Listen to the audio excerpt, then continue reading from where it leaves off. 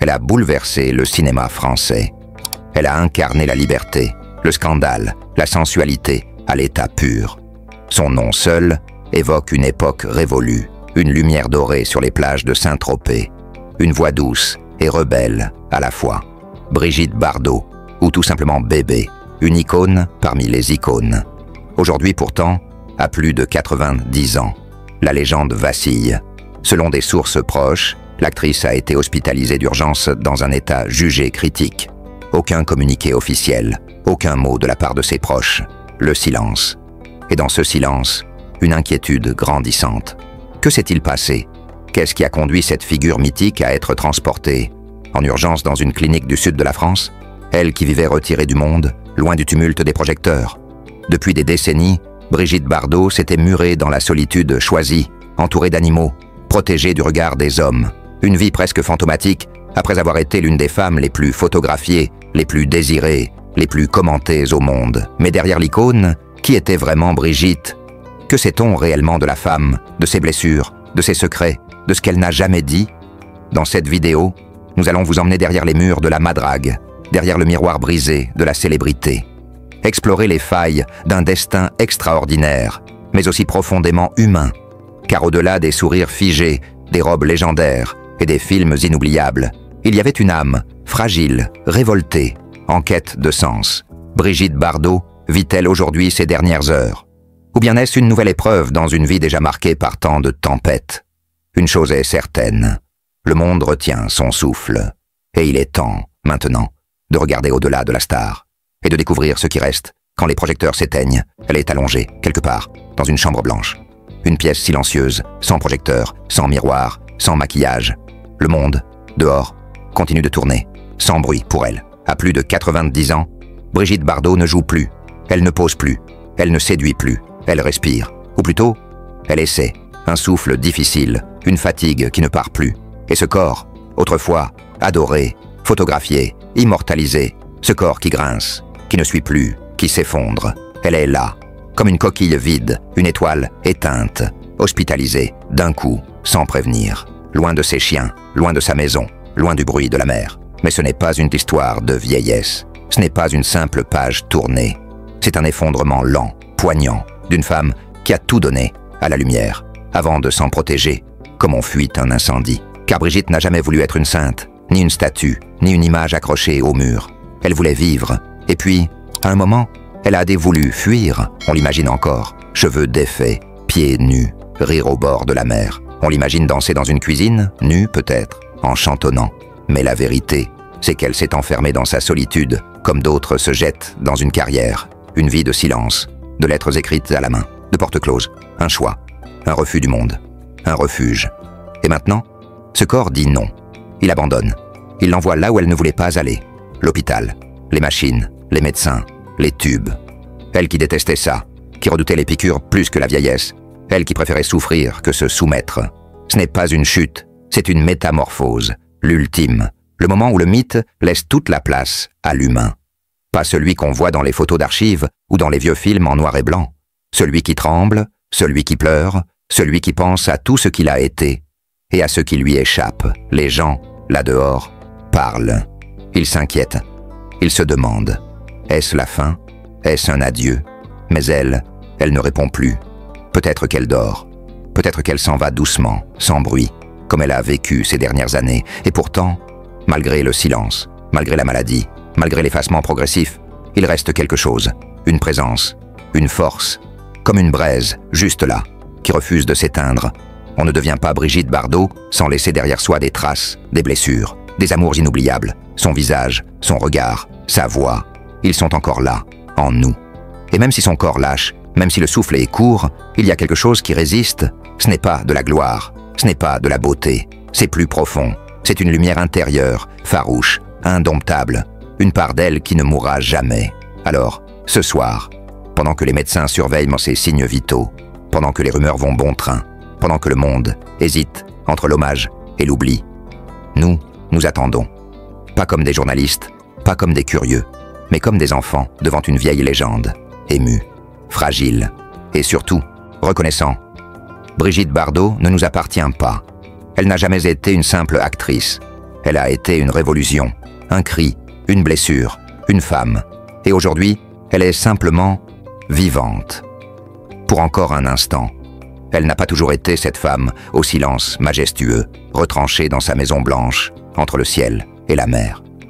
Bien avant les regards curieux, les flashs, les cris dans la rue, il y avait une petite fille, une enfant bruyante, joyeuse, parfois capricieuse, parfois timide, qui courait pieds nus sur les tapis parisiens d'un appartement bourgeois.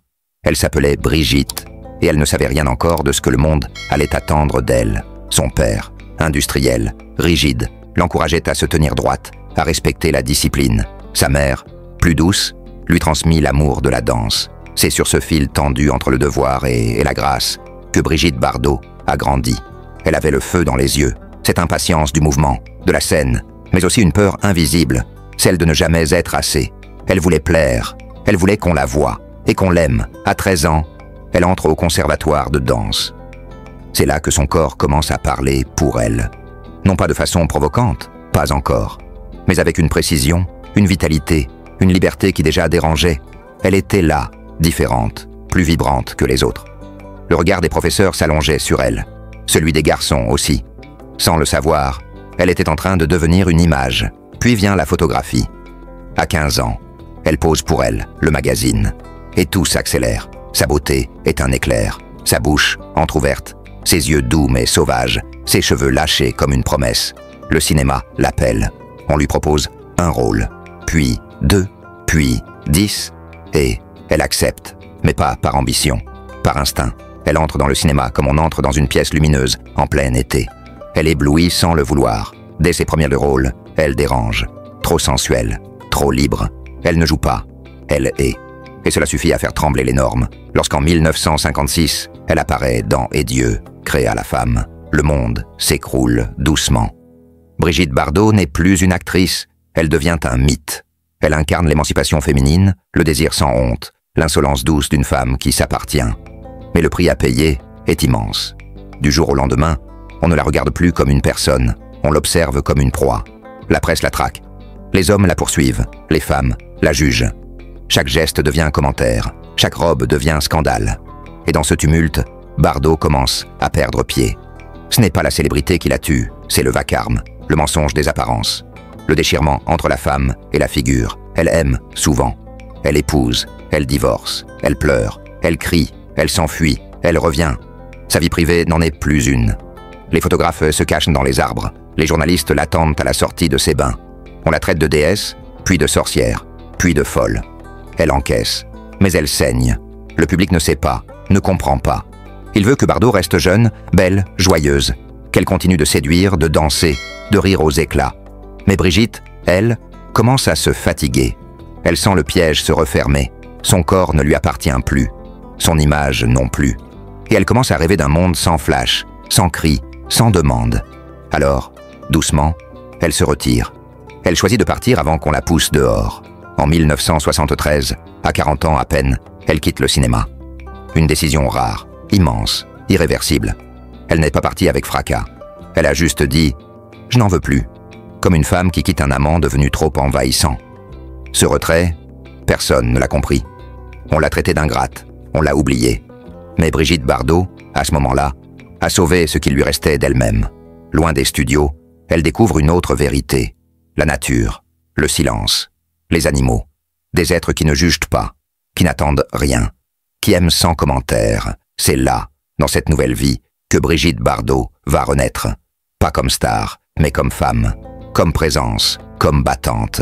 Et cette femme-là, blessée, vieillissante, souvent seule, mais plus libre que jamais, est celle qui, aujourd'hui, se bat dans une chambre d'hôpital. Elle n'a pas grandi dans le bruit, pas dans le vacarme des plateaux de cinéma, ni dans l'agitation des foules. Avant d'être Bardot, la légende, Brigitte était simplement une enfant du 16e arrondissement de Paris, née dans une famille bourgeoise, discrète, rigoureuse, dans cet univers feutré, fait de bonnes manières, de religiosité et d'interdits silencieux. Sa vie a commencé. Et c'est dans cette enfance que tout a pris racine. Ses révoltes, ses silences, ses colères, mais aussi sa lumière. Son père, Louis Bardot, était un industriel strict, travailleur, soucieux des apparences. Il représentait cette autorité masculine de l'époque, verticale, intransigeante, presque militaire dans sa façon d'aimer. Il n'embrassait pas facilement, il ne riait pas souvent, il décidait, et il espérait de sa fille qu'elle suive le même chemin d'exigence, être sage, être correcte, être digne d'une éducation bourgeoise française. Mais Brigitte, très tôt, résiste. Elle n'aime pas les règles, elle pose trop de questions. Elle veut déjà autre chose.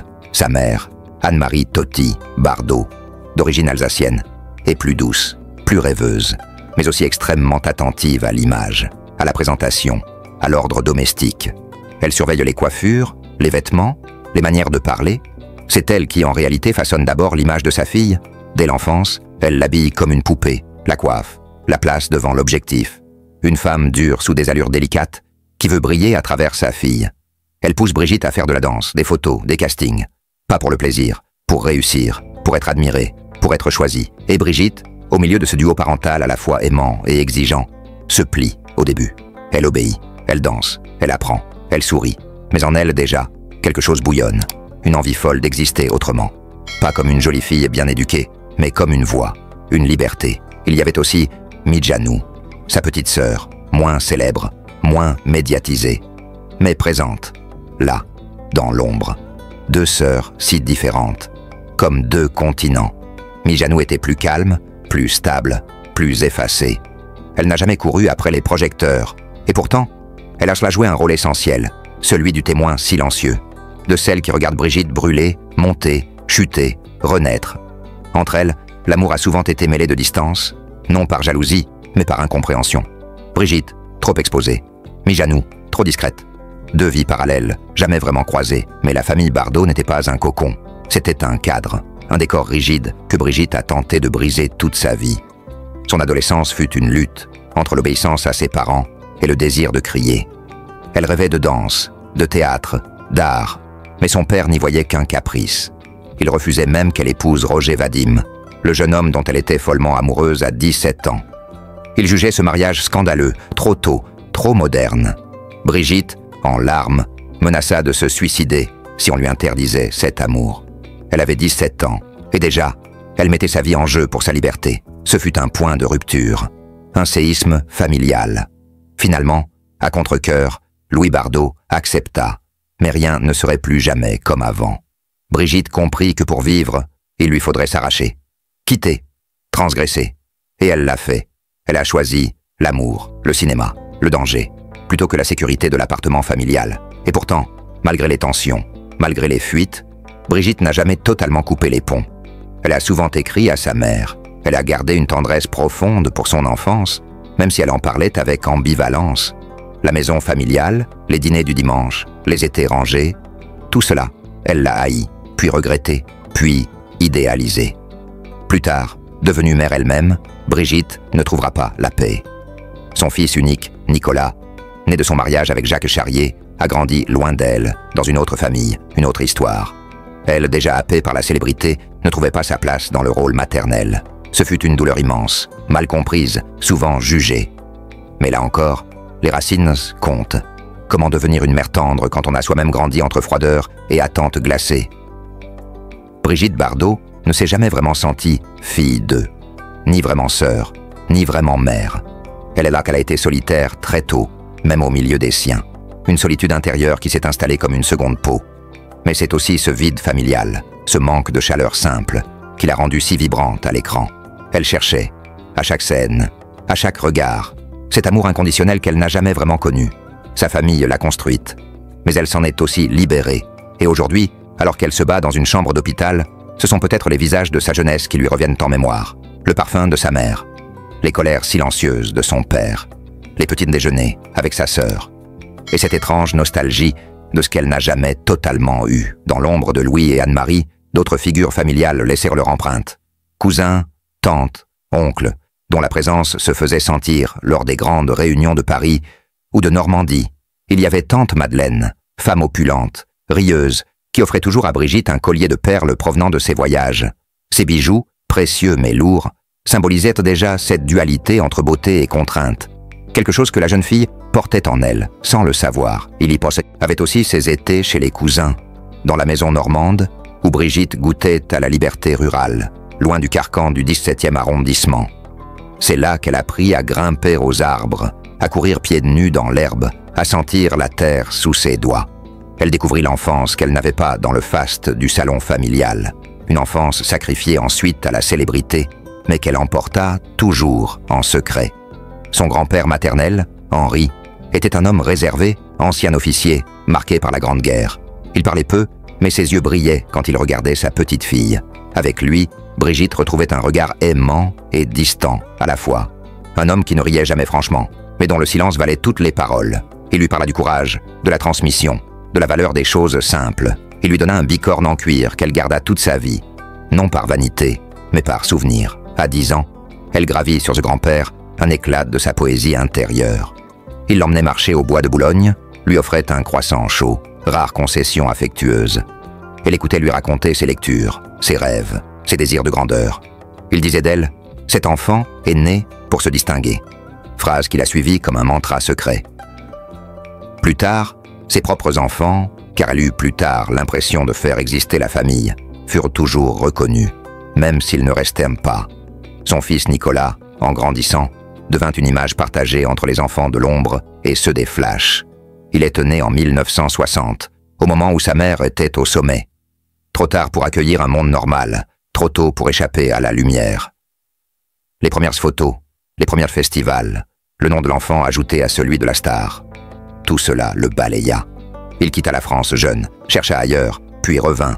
Discret, prodigue d'un amour mesuré, fort mentera, la mer autour, le silence. Elle lui écrivait des lettres, longues et maladroites, où l'on sentait une tendresse sincère, mais aussi le regret d'avoir été ailleurs, trop souvent, trop longtemps.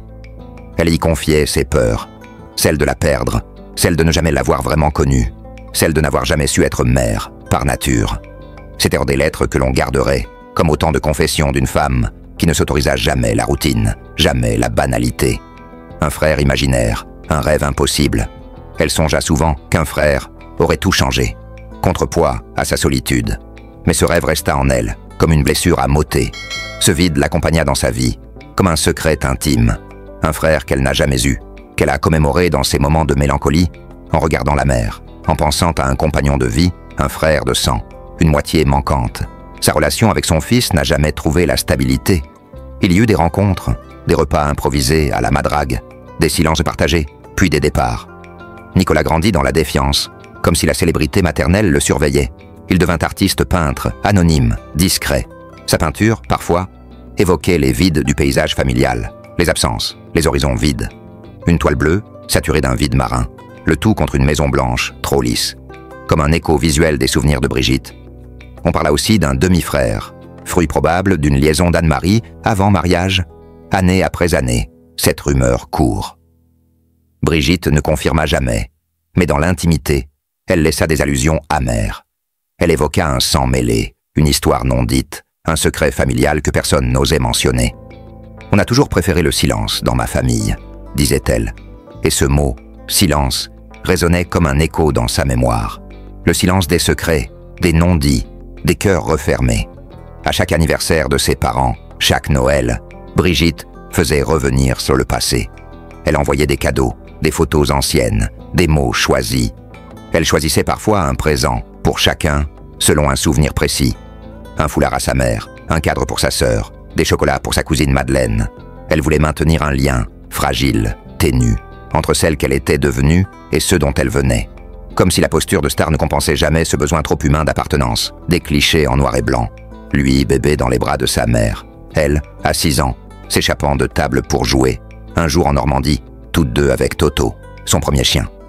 Dans cet album, on voit le visage d'Anne-Marie, figé, trop strict, mais aussi, à son extrémité, un sourire tendre, et le visage de sa sœur, mi-Janou, plus posé, plus serein, en arrière-plan. Ces images, rares, parlent autant que tous les mots. Elles témoignent d'une famille aimante, conflictuelle, silencieuse, mais présente. Elle relayait parfois un geste d'humanité décidé, en mémoire de ses parents, un don pour un orphelinat, un geste discret. Elle disait que c'était comme rendre à l'univers ce qui lui avait manqué.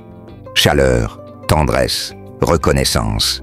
Elle parlait rarement, mais ses actes décrivaient une prière silencieuse, un hommage à ceux qui l'avaient portée, par devoir ou par amour, vers ce qu'elle était devenue. Ce paysage familial, complexe, ambigu, ne nourrit pas la légende Bardot, mais révèle l'origine de sa force, de sa fragilité, de son humanité profonde. Ses visages, ses absences, ses secrets non dévoilés expliquent la femme barricadée, la femme au regard farouche, la femme qui a usé les planches pour combler un vide. Veux-tu que j'aille plus loin, vers la partie suivante, le lien entre sa famille éclatée et sa passion pour les animaux, la maternité de substitution, la solidarité silencieuse qui traverse tout le récit? Je suis prête à poursuivre cette histoire, riche, profonde et entière. Brigitte Bardot n'a jamais été une femme ordinaire. Dès ses premiers pas dans le monde du cinéma, elle a su transformer sa beauté et son aura en une force rare, qui lui a permis d'accéder à une vie matérielle que peu de personnes connaissent vraiment. Son patrimoine, ses possessions, ses demeures racontent une histoire à la fois fascinante et intime, un reflet de ses passions, de ses combats et de ses contradictions. Madrague trône comme un symbole. Située sur la côte d'Azur, cette villa blanche aux volets bleus est bien plus qu'une simple résidence secondaire. Pour Brigitte, la Madrague est un refuge, un sanctuaire. C'est là qu'elle a choisi de se retirer des projecteurs, loin des regards insistants, des foules et des caméras. Construite dans les années 1950, cette propriété mêle charme méditerranéen et sobriété élégante. Elle n'a jamais cédé aux extravagances tapageuses, préférant une simplicité raffinée, en parfaite harmonie avec la nature environnante. La Madrague, c'est aussi le lieu où elle a passé ces dernières décennies à s'occuper des animaux qu'elle sauvait.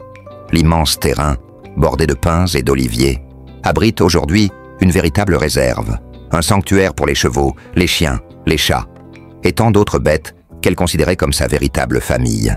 À travers cette maison, on comprend une Brigitte différente, loin des paillettes, portée par un amour viscéral pour la vie